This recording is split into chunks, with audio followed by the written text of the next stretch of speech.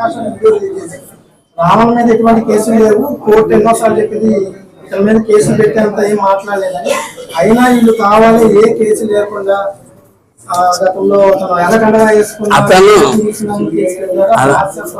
అతనికి రావణ్ మీద ప్రత్యేకమైన ఇంట్రెస్ట్ ఇవాళ దాకా అనుకున్నాం లేదని. కేవలం మెగా ఫ్యామిలీ మీద ఉన్న దొబ్బుదోలు మీద బాధ మీద మాట్లాడుతున్నాడని చెప్పి ఎన్నాళ్ళు అనుకున్నాం. కానీ నిన్న రాత్రి నుంచి కొన్ని కోణాలు బయటపడతా ఉన్నాయి.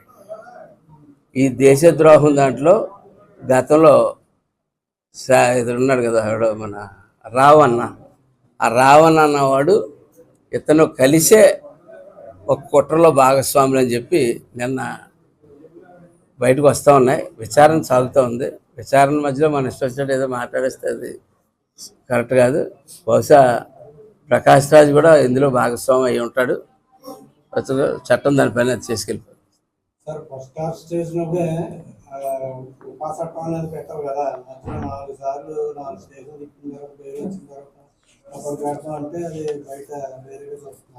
అంటే కంప్లైంట్లో ఒక్కోసారి కంటెంట్ మిస్ అవ్వచ్చు, ఆ పదాలు పడకపోవచ్చు. ఆ పదాలు పడినప్పుడు ఆ సెక్షన్ పడకపోవచ్చు. ఆ కంప్లైంట్ ఇచ్చి విధానంలో ఏదైనా తప్పు అయి ఉండొచ్చు. కానీ నేను డీప్గా దాంట్లో చూడలేదు. మేమంతా దీంట్లో ఉండిపోయాం.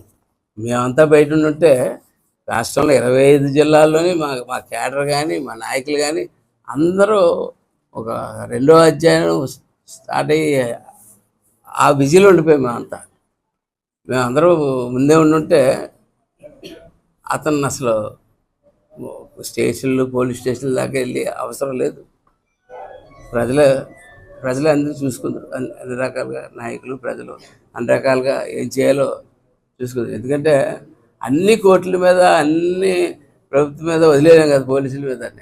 దేశానికి ద్రోహం చేస్తున్నాడు, మతాలను రెచ్చగొట్టేస్తున్నాడు అని తెలిసినప్పుడు ఖచ్చితంగా మేమంతా యాక్షన్ ఉంటాం. కానీ ఆ టైంలో మేము అందరూ చాలా చాలా నాయకుడు చెప్పిన బాధ్యత చాలా బాధ్యతగా ప్రతి చోట చేస్తూ ఉంటాం.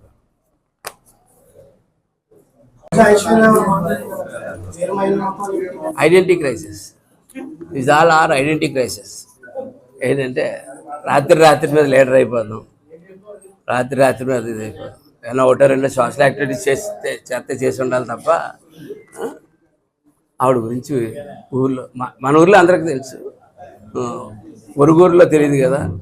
పొరుగురులో ఐడెంటిటీ క్రైసిస్ గురించి ఏదో పడుతూ ఉన్నారు.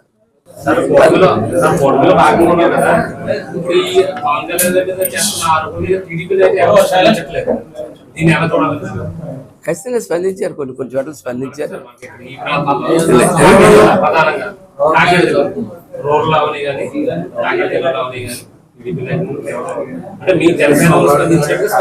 అంటే ఇది జనరల్గా ఎట్లా ఉంటుందంటే విషయం పూర్తిగా అవగాహన. కళ్యాణ్ గారు ఎలా స్పందిస్తారో, మళ్ళీ జనసేన గారు ఎలా స్పందిస్తారో, ఇవి మాట్లాడితే మీరేదో ప్రశ్న అడుగుతారు. మీరేదో ప్రశ్న అడిగితే తేడా వచ్చింది అనుకో ప్రశ్న, అది సోషల్ మీడియా వచ్చిన తర్వాత ఎవరికాలు కొంచెం జాగ్రత్తగా ఉంటున్నారు. ఎందుకంటే ఇప్పుడు వెళ్ళకలా కూర్చున్నాను, నాకు తెలిసింది, నాకు వచ్చింది, మాట్లాడేసిన తర్వాత నేను జనసేన పార్టీలో ఉన్నాను కాబట్టి కమ్మును ఒక పాట తప్పుదొలినా సరిపోద్ది. వాళ్ళు వేరే పార్టీలో ఉన్న వాళ్ళు ఒక పాట తప్పుదొలితే మీరే చేశారనుకో, మీలో ఉన్నాయి 1-2 అవి అలా చేసేయనుకో, చేస్తే ఇబ్బంది, లేనిపోయిన ఇబ్బంది లేదు కానీ మాట్లాడుంటారు తప్ప. ప్రతి ఒక్కరికి పవన్ కళ్యాణ్ గారు అంటే చాలా అభిమానం. నేను పర్సనల్గా అందరితో మాట్లాడుతూ ఉంటాను. వాళ్ళు పవన్ కళ్యాణ్ గారు మనం ఎన్ని సంవత్సరాల్లో కలిసి ఉండాలని బలంగా కోరుకుంటున్నారు కాకినాడ జిల్లాలో టీడీపీ క్యాడర్ అంతా. చాలా ఇంపార్టెంట్ కేసు అది. కాదు సాయి కృష్ణ దానికి సంబంధించిన కేసు నడుస్తుంది.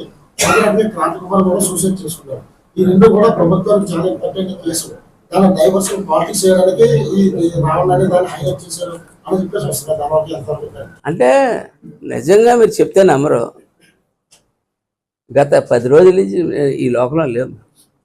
లేకపోతే ఇతని గురించి కూడా నాకు సమాచారం తెచ్చుకుని మాట్లాడాల్సి వస్తుంది. పరిస్థితి 10 రోజుల నుంచి పార్టీ నిర్మాణంలో భాగంగా అసలు బయట నిజంగా ఏం జరుగుతుందో కూడా ఎవరో చూడలేదు. దాంట్లో ఉండిపోయాం అంతే పూర్తిగా. 100% వేలాది మంది వచ్చి అలాగా పడిపోతుంటే అప్లికేషన్లు తీసుకోవడం, ప్రతి ఒక్కళ్ళ యొక్క బాధ నిజంగా నేను చూశాను. వాళ్ళు చేసిన దాని మీద చూస్తే మేము చేసింది ఏమీ కాదు.